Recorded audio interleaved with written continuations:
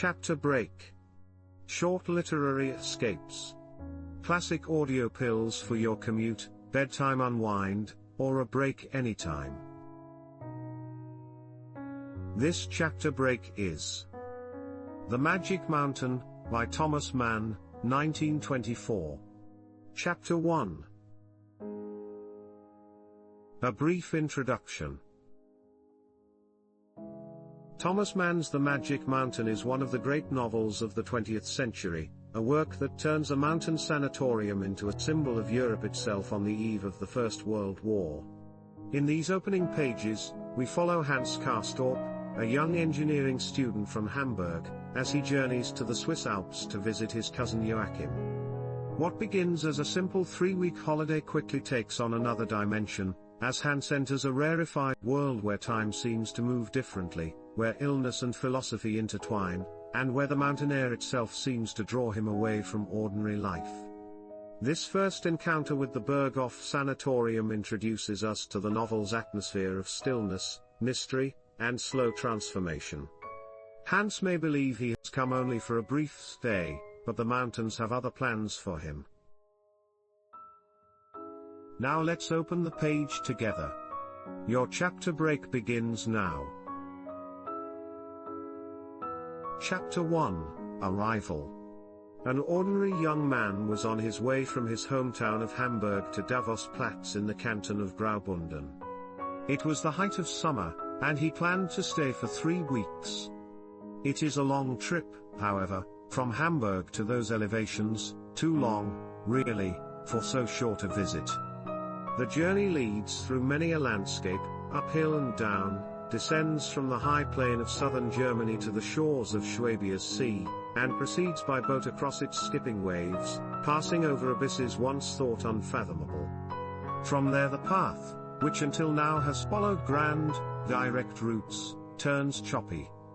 There are stopovers and formalities.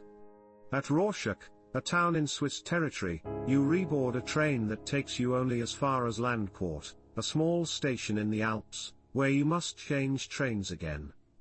After standing for a while in the wind, gazing at a rather uncharming landscape, you climb aboard a narrow-gauge train, and the moment the small, but uncommonly sturdy engine pulls out, the real adventure begins, a steep and dogged ascent that will never end, it seems. The station at Landquart lies at a relatively low altitude, but now your route takes you on a wild ride up into real mountains, along tracks that squeeze their way between walls of rock. Hans Castorp, that is the young man's name, found himself alone in a small compartment upholstered in grey. With him he had an alligator valise, a present from his uncle and foster father, Consul Apple, since we are naming names here, a rolled-up plaid blanket, and his winter coat, swinging on its hook. The window was open beside him, but the afternoon was turning cooler and cooler, and, being the coddled scion of the family, he turned up the silk-lined collar of his fashionably loose summer overcoat. On the seat beside him lay a paper-bound book entitled Ocean Steamships, which he had perused from time to time earlier on his trip, but which now lay neglected, the cover dirtied by soot drifting in with the steam of the heavily puffing locomotive. 2 days of travel separate this young man, and young he is, with few firm roots in life, from his everyday world, especially from what he called his duties, interests, worries, and prospects, separate him far more than he had dreamed possible as he rode to the station in a hansom cab.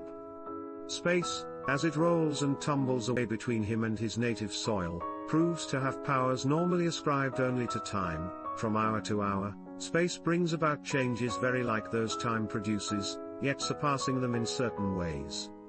Space, like time, gives birth to forgetfulness, but does so by removing an individual from all relationships and placing him in a free and pristine state. Indeed, in but a moment it can turn a pedant and philistine into something like a vagabond.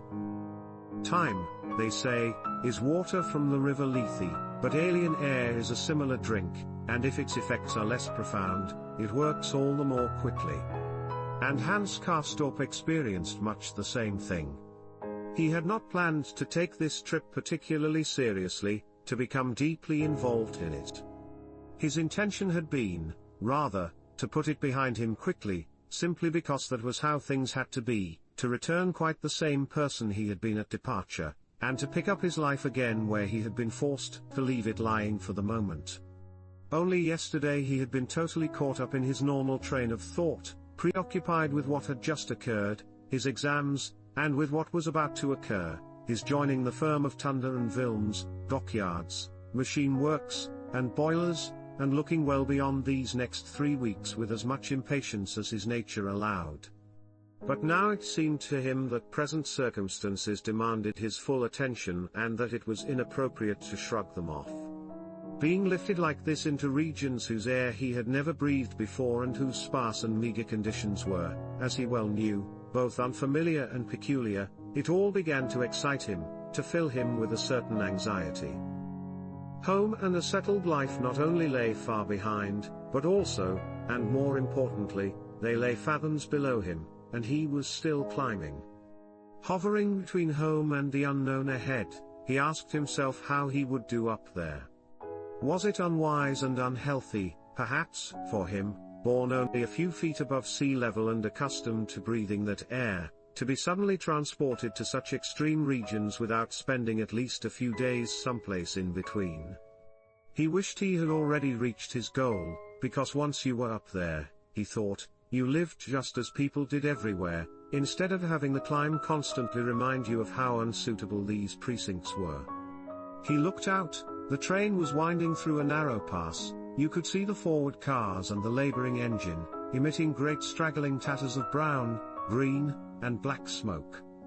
Water roared in the deep ravine on his right, dark pines on his left struggled up between boulders toward a stony grey sky. There were pitch-black tunnels, and when daylight returned, vast chasms were revealed, with a few villages far below. These views closed again, too, and were followed by new passes with patches of snow left in clefts and crevices. The train pulled into dingy little stations and backed out again on the same set of tracks, confusing your sense of direction until you no longer knew whether you were heading north or south. Magnificent vistas opened onto regions toward which they were slowly climbing, a world of ineffable, phantasmagoric alpine peaks, soon lost again to awestruck eyes as the tracks took another curve. Hans Castorp thought about how he had left hardwood forests far below him, and songbirds, too, he presumed, and the idea that such things could cease, the sense of a world made poorer without them, brought on a slight attack of dizziness and nausea, and he covered his eyes with his hand for a second or two. This passed. He realized that their climb was coming to an end, that they had taken the crest. The train was now rolling more comfortably along the level floor of a valley. It was almost 8 o'clock, but still daylight. A lake appeared in the distant landscape. Its surface was grey and from its shores black pine forests climbed the surrounding slopes, grew thinner toward the top, and gave way at last to bare, fog-shrouded rock. They stopped at a little station, Davosdorf, as Hans Castorp learned when someone outside shouted the name. He would be at journey's end shortly. And suddenly, right beside him, he heard his cousin Joachim Ziemßen saying in an easygoing Hamburg voice, "Hello there. This is where you get off." And when he looked out, there on the platform below his window stood Joachim, wearing a brown ulster but no hat of any sort, and looking healthier than ever. He laughed and said again, "Come on, get off, don't be shy." "But I'm not there yet," Hans Castorp said, dumbfounded, keeping his seat. "Sure you are. This is Davosdorf. The sanatorium's closer from here. I've got a carriage. Hand me your things." And with a laugh that betrayed his confusion and excitement at having arrived and seeing his cousin again, Hans Castorp lifted out his valise and winter coat, his plaid blanket roll plus cane and umbrella, and finally ocean steamships. Then he ran along the narrow corridor and jumped down onto the platform for a proper and more or less personal greeting, though this was done without any exuberance, as is fitting between people who are cool and reserved by custom. Strangely enough, they had always avoided calling one another by their first names, purely out of fear of showing too much warmth of emotion. And since they could not very well address one another by their last names, they confined themselves to the use of familiar pronouns, now a deeply rooted habit between the two cousins.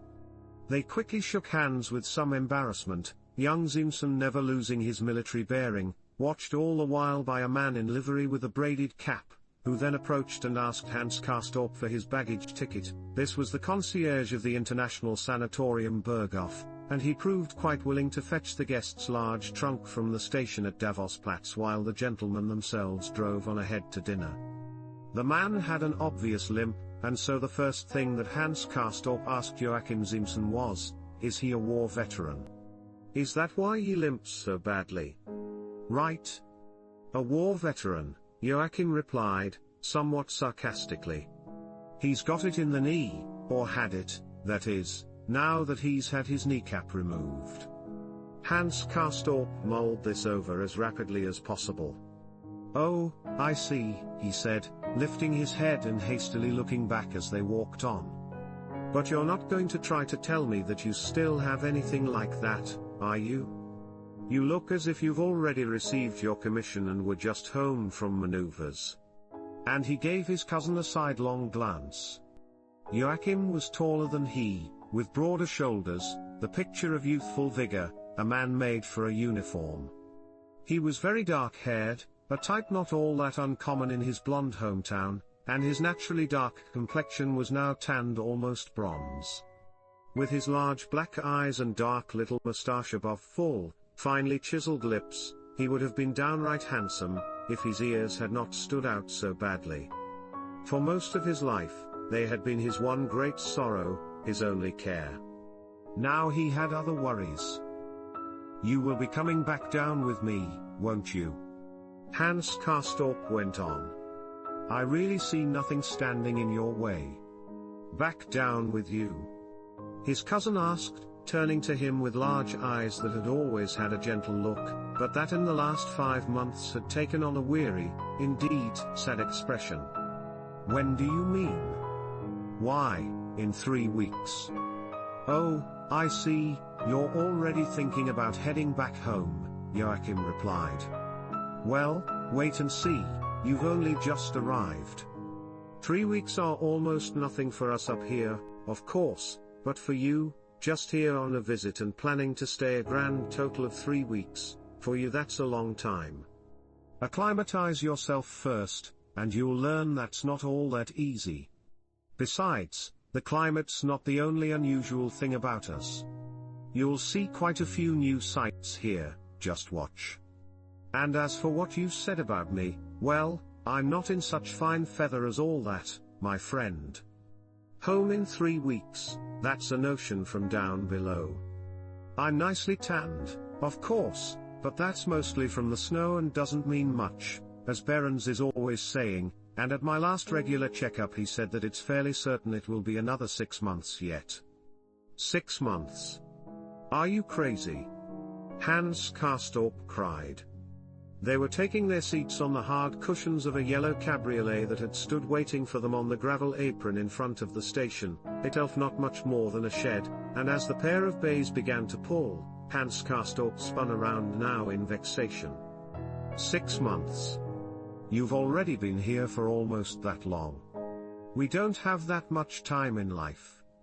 Ah yes, time, Joachim said, nodding to himself several times, paying no attention to his cousin's honest indignation. You wouldn't believe how fast and loose they play with people's time around here. 3 weeks are the same as a day to them. You'll see.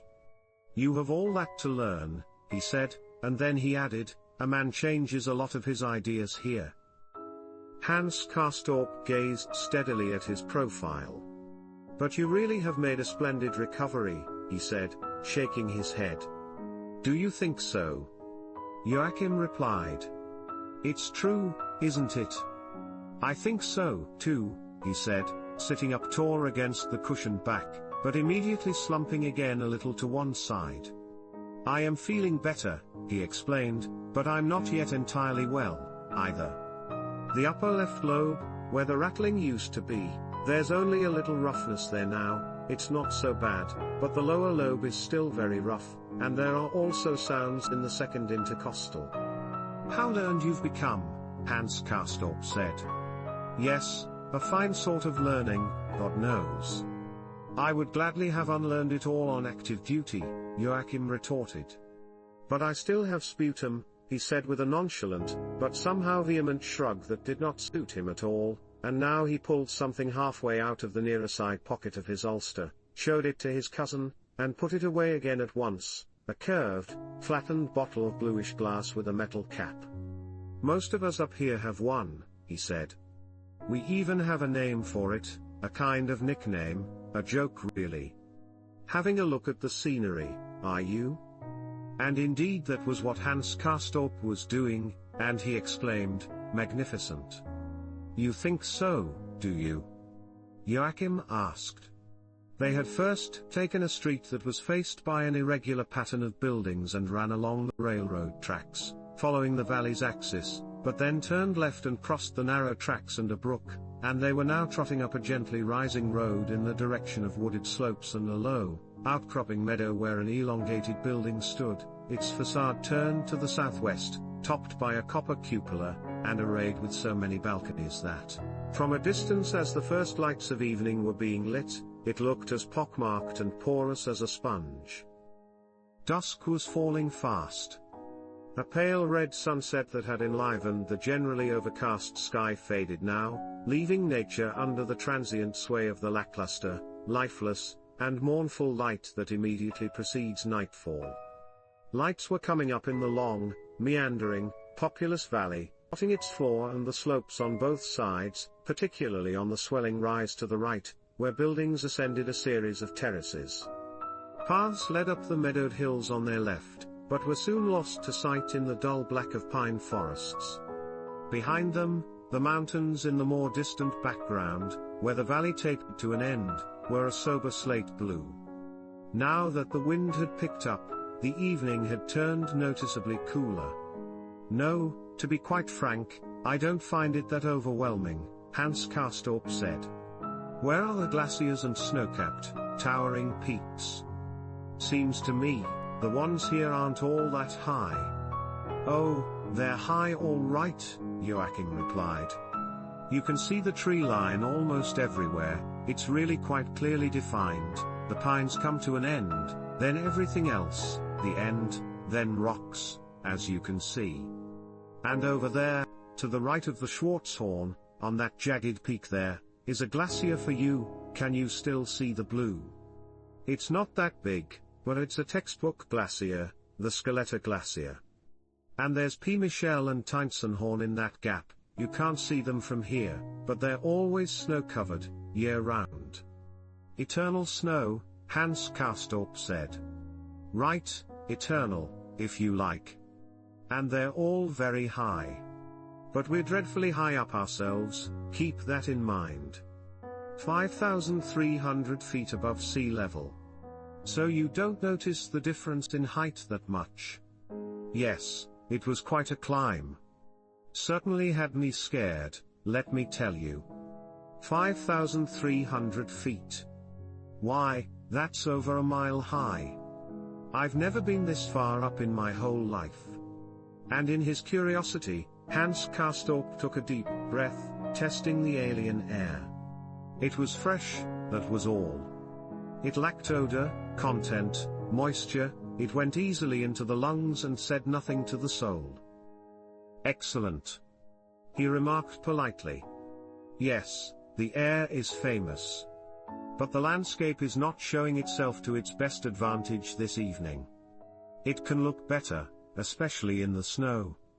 But you soon get your fill of staring at it.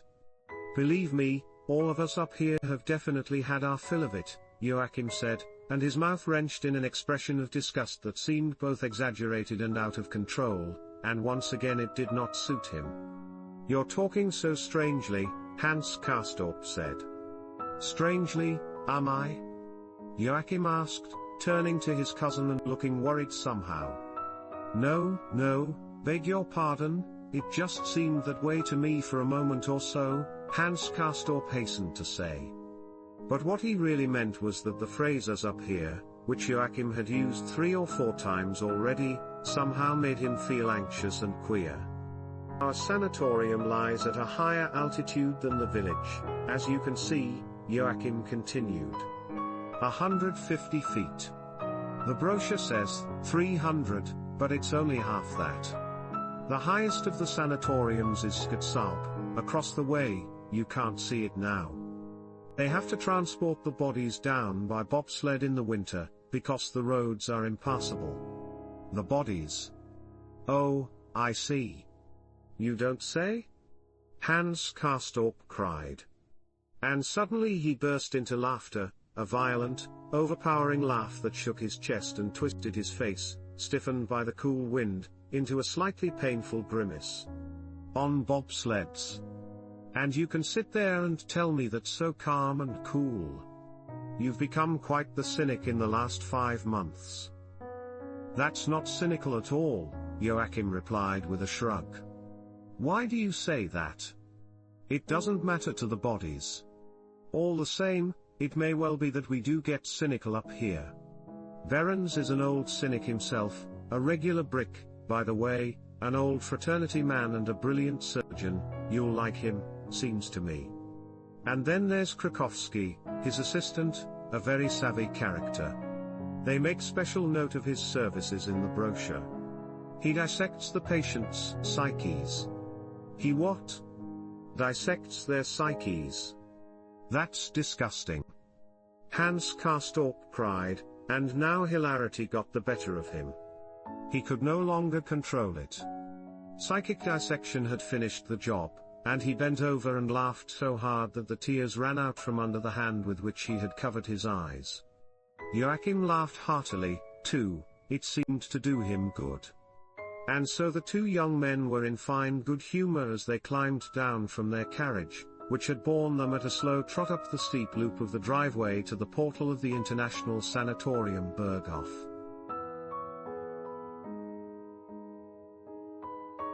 Room 34. On their immediate right, between the outer and inner doors, was the desk for the concierge, and a French-looking attendant, dressed in the same livery as the limping man at the train station, was sitting by the telephone reading newspapers. He came up to them and led them across the well-lit lobby, with public rooms opening off it on the left. Hans Castorp peered in as they passed, and discovered them empty. Where were the guests? He asked, and his cousin replied, taking their rest cure. I was excused from it today because I wanted to meet your train. Otherwise I'd be lying out on my balcony after my evening meal, too. It would not have taken much for Hans Castorp to be seized by another fit of laughter. What? You lie out on your balcony rain or shine, night or day? He asked, his voice wavering on the edge. Yes, it's in the rules. From 8 till 10. But come on, let's have a look at your room, and you can wash up. They got on the elevator, the Frenchman operating the electric switches.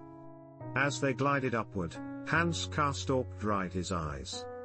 I'm exhausted, I've laughed so hard, he said, catching his breath through his mouth. It's all these crazy things you've been telling me. The psychic dissection was just too much. I could have done without that. Besides, I'm a little weary from the trip, I suppose. Do your feet get cold so easily, too? And at the same time your face flushes, it's an unpleasant feeling. I assume we'll be eating soon. I think I'm getting hungry. Do they feed you properly up here? They passed soundlessly down the coconut runners of the narrow corridor. Cool light came from the milk glass shades of lamps set in the ceiling. The walls were painted with a hard, glistening white enamel. A nurse in a white cap appeared from somewhere, a pince-nez set on her nose, its cord tucked behind one ear. She had the look of a Protestant nurse, of someone with no real devotion to her profession, but kept restless by curiosity, and the burden of boredom. Some balloon-shaped objects had been set out in the corridor, beside two of the white enameled doors, large, pot-bellied containers with short necks. Hans Castorp was going to ask their purpose, and just as quickly forgot the question. Here you are, Joachim said. Number 34? I'm on your right, and on your left is a Russian couple. They're rather slovenly, and loud. I must say, that there was nothing else we could do. Well, what do you say? There was a double door, with clothes hooks in the space between the two. Joachim had turned on the ceiling light, and its sharp luster revealed a room that was both cheerful and restful, with white, practical furniture, heavy, washable wallpaper, likewise white, a floor covered with spotless linoleum, and linen curtains, embroidered with a simple, cheerful pattern of modern design. The door to the balcony stood open to a glimpse of lights in the valley and the sound of distant dance music. Joachim had thoughtfully placed a few wildflowers in a small vase on the dresser, some yarrow and a couple of bluebells, in their second bloom this summer, that he had picked on the slopes. "How kind of you," Hans Castorp said. "What a nice room. I'll have no trouble putting up here for a week or two." "An American woman died here the day before yesterday," Joachim said. "Behrens told me he was sure it would be all over with her before you arrived, and that you could have the room. Her fiancé was with her, an English naval officer, but he didn't exactly keep a stiff upper lip. He kept coming out into the corridor to cry every few minutes, like a little boy. And then he'd rub his cheeks with cold cream because he'd just shaved and the tears stung. The evening before last, the American woman had 2 first-class hemorrhages, and that was that. But she's been gone since yesterday morning, and of course it was all thoroughly fumigated with formalin. They say it's very effective, you know." Hans Castorp was listening to this narrative with edgy bemusement. He had rolled up his sleeves and was standing now at the large wash basin, its nickel taps sparkling under the electric light, but he cast no more than a fleeting glance at the bed's white metal frame and fresh sheets.